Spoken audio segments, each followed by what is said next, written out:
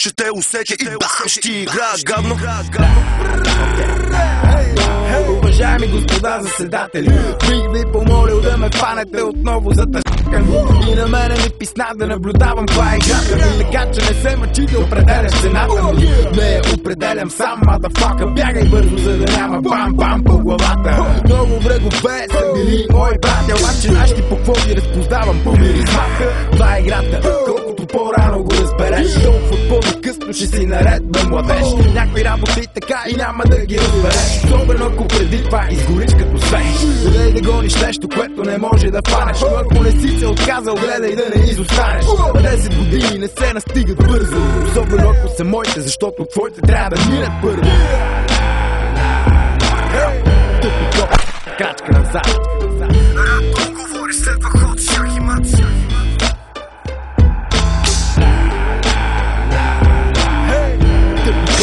Крачка назад.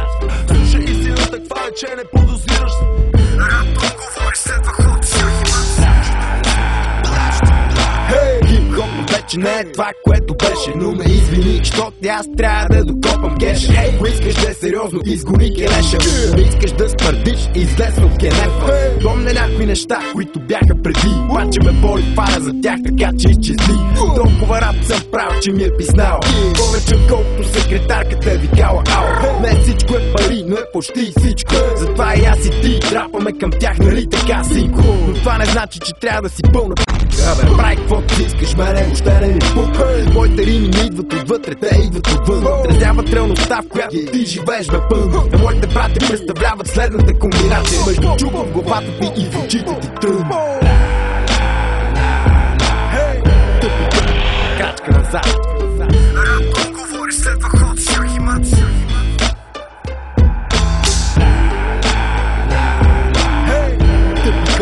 Крачка назад. Слушай истината, каква е, че не подозираш. Рапъл говори, следва ход, шах и мат. Където съм дал, ти от мен няма да чуеш лъжа. Половината сте позори, ще говоря фалшиви лица. Колкото и дълго делката е рапа, ви за мен оставате слаб. Ти не можеш да говориш, че си легенда. Не можеш да се баваш с рап-том бенда.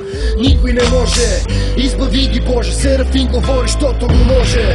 Леваци, бега хип-хопа се правят пълни шестаци. Всеки слуша, ама никой не чува тапаци. Отпушете си ушите и станете, вместо да седите. Зависи си, знам, че изявите ми следите. Много добре знам, че от тях, че си мълчите. Знаеш ли що? Щото не са по-различни от овците, брато.